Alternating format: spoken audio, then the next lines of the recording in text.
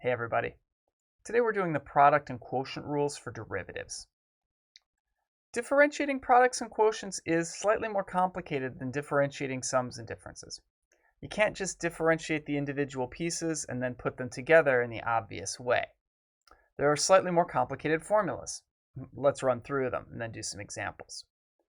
The derivative of a product, f times g, is f prime g plus f g prime. And the derivative of a quotient, f over g, is gf prime minus fg prime over g squared. For this second one, there's a rhyme that'll help you remember it.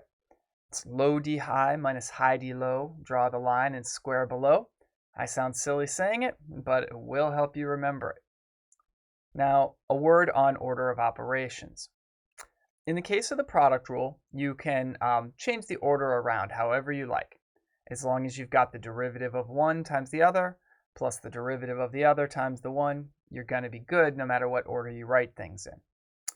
In the case of the quotient rule, the order in which you do the gf prime versus the fg prime does matter.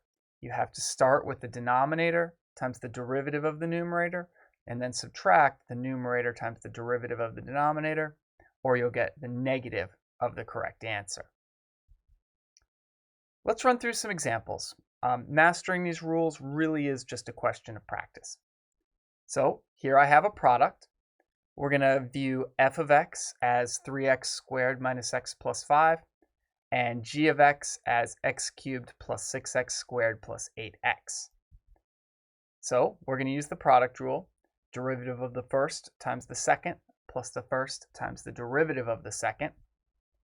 The derivative of f is 6x minus 1.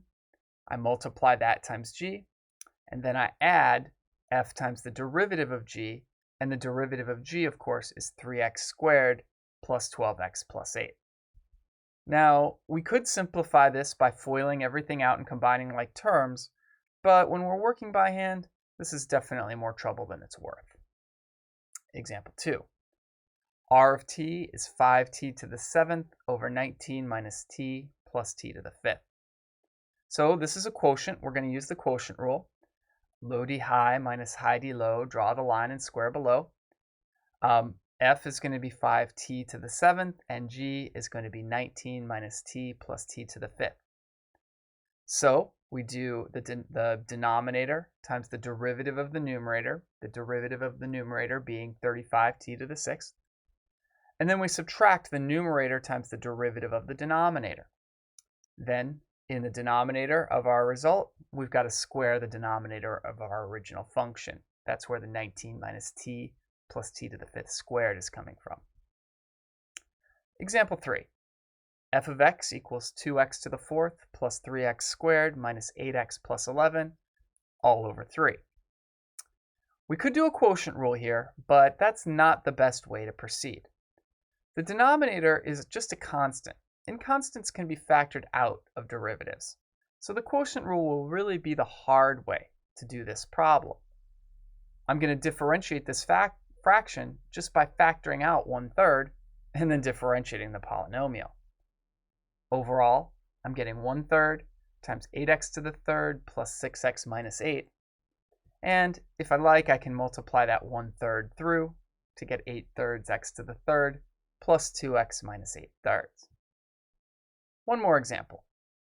F of z equals z cubed times 2 minus z to the 5th over 1 minus 3z plus z squared.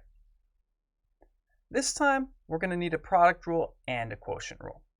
Overall, we have a quotient, but when we get to differentiating the numerator, we're going to have to use the fact that it's a product and apply the product rule.